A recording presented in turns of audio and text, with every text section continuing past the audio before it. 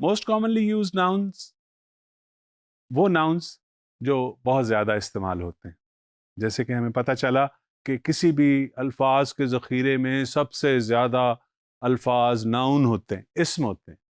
तो ये जो इस्म हैं, चीज़ों के नाम हैं, इनका हमें जब उर्दू से इंग्लिश पता चल जाए कि उनको क्या कहते हैं, तो फिर इसका मतलब है हमारे पास वोकैबुलरी, अल्फाज का मजमुआ बढ़ रहा है। तो इस सेगमेंट का मकसद यही है कि आपकी वोकैबुलरी में कुछ इजाफा किया जाए। दूसरा, हम इसके साथ साथ इस पोर्शन में कुछ छोटे छोटे इंग्लिश के जुमले उर्दू से ट्रांसलेट करके भी बनाने की कोशिश करेंगे।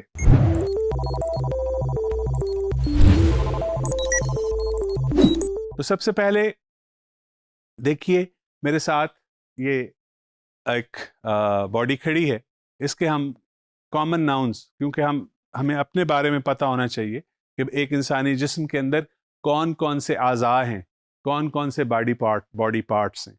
उन बॉडी पार्ट्स को का तारुफ, उनका नाम हम आपके साथ अभी शेयर करते हैं।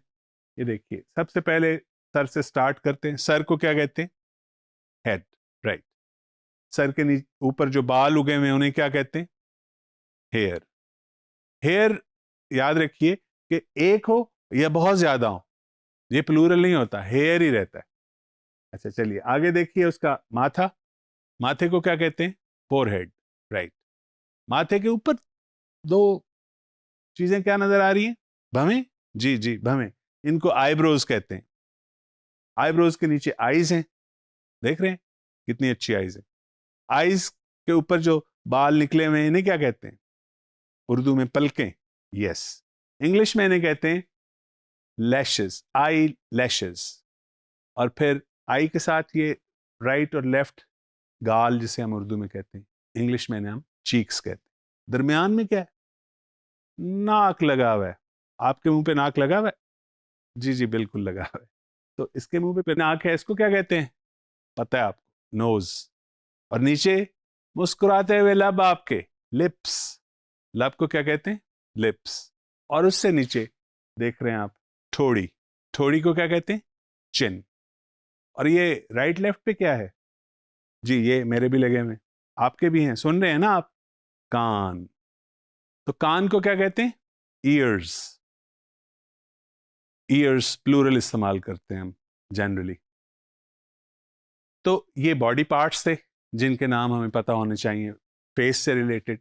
फिर बाकी बॉडी के अंदर जो जिस्म के हमारे आज़ा हैं वो क्या क्या हैं? देखिए, सर के नीचे नेक नजर आ रही है आपको, इसकी नेक देखिए, गर्दन जिसे हम कहते हैं उर्दू में। गर्दन के बाद कांधे, shoulders, left shoulder, right shoulder आपको नजर आ रहा है। और फिर उसके बाद नीचे सामने वाला हिस्सा, इसको कहते हैं बेली, पेट। और दाएं बाएं क्या है? बाजू, आर्म्स। बाजू को क्या कहते हैं? आर्म। एक हो तो आर्म और दो हो तो आर्म्स। और बाजू के भी फिर हिस्से हैं। ऊपर वाला बाजू का हिस्सा क्या कहलाएगा? Upper arm. नीचे वाला बाजू का हिस्सा लोअर आर्म। और जहां पे ये मिल रहा है उसको क्या कहते हैं? कोहनी, बिल्कुल ठीक है। और कोहनी को इंग्लिश में क्या कहेंगे? एल्बो। और फिर जहां से हमारा हाथ शुरू होता है उस जगह को कहते हैं कलाई। कलाई की घड़ी, रिस्ट वॉच, नाम सुना है? रिस्ट। अच्छा, रिस्ट, WRIST, रिस्ट, कलाई को कहते हैं।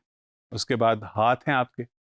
हाथ में क्या क्या है? फिंगर्स हैं, थंब ये वाला, इसको इंडेक्स फिंगर बोलते हैं, ये इशारा करने वाली उंगली। दरमियान वाली जो है इसको मिडिल फिंगर कहते हैं। राइट उसके साथ जो जुड़ी हुई है उसको हम कहते हैं रिंग फिंगर। और ये स्मॉल फिंगर। और ये क्या है? हथेली, पाम, ठीक है। हथेली के साथ हथेली टकराएं तो ताली बजती है। तो ताली को वैसे बाय द वे क्या कहते हैं?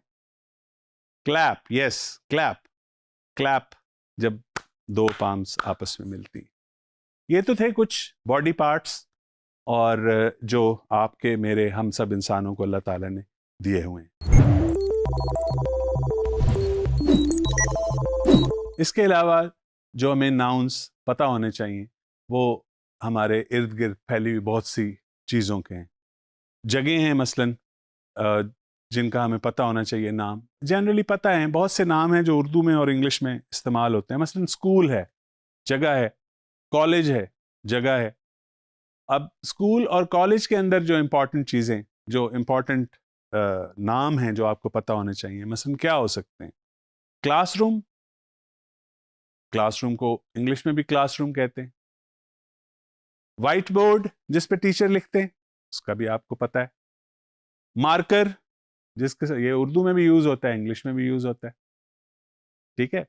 फिर और चेयर, बेंच, टेबल, ये सारी चीजें क्लासरूम के अंदर पाई जाती हैं।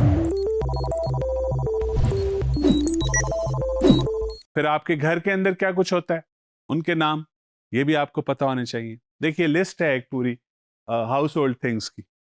हाउस होल्ड थिंग्स वो चीजें जो घर के अंदर पाई जाती हैं। पंखे को फैन कहते हैं, खिड़की को विंडो कहते हैं, टेबल मेज को कहते हैं, चेयर कुर्सी को कहते हैं। ये क्या पड़ा हुआ है, सामने नजर आ रहा है आपको, टेलीविजन। ये सारे घर के अंदर पाई जाने वाली चीजें। और बहुत सी चीजें आपके घर में जो होती, फ्लावर वाजेज होते हैं, गुलदान, डेकोरेशन पीस कहा जाता है, वो चीजें जो डेकोरेशन के लिए हम रखते हैं। फिर इसके साथ साथ हम देखते हैं कि जगहों के नाम के अलावा बहुत से नाम जो हैं वो हमारे चीज़ों के हैं जो जगह से भी रिलेट कर सकती हैं और उसके अलावा भी होती हैं। मसलन coat, shirt, tie, shoes, laces. Laces क्या होते हैं? तस्मे। वो तस्मे जिनसे बूट बांधे जाते हैं उन्हें क्या कहते हैं? लेसेस। You are right. अच्छा, इससे जुड़ी हुई एक बात बताऊं, कुछ नाउन्स हैं जो हमेशा प्लूरल यूज करते हैं, उनको हम कभी सिंगुलर नहीं यूज करते। ये नहीं मैं कहता कि मैंने जूता पहना हुआ है, मैं कहूंगा मैंने जूते पहने हुए हैं। बिल्कुल इंग्लिश में भी ऐसा ही है, I am wearing shoes, pair of shoes भी कह सकता हूं। इसी तरह आई हैव 3 ट्राउजर्स, मेरे पास 3 पैंटें हैं। तो मैं इंग्लिश में पैंट जो लफ्ज है ये इंग्लिश का लफ्ज है, उर्दू में हमने उसका प्लूरल कर दिया पैंटें, तो पैंट्स होता है हमेशा प्लूरल यूज। तो बहुत कॉमन नाउन्स जो हैं उनके बारे में आपको पता होना इम्पॉर्टेंट है। कॉमन हो, प्रॉपर नाउन तो खैर पता ही होता है। बाकी चीज़ों के नाम जितने ज़्यादा आपको पता होंगे उतनी ज़्यादा आपकी नाउन से रिलेटेड वोकैबुलरी स्ट्रांग होगी और आप लैंग्वेज अच्छी तरह से बोल सकेंगे, लिख सकेंगे, पढ़ सकेंगे।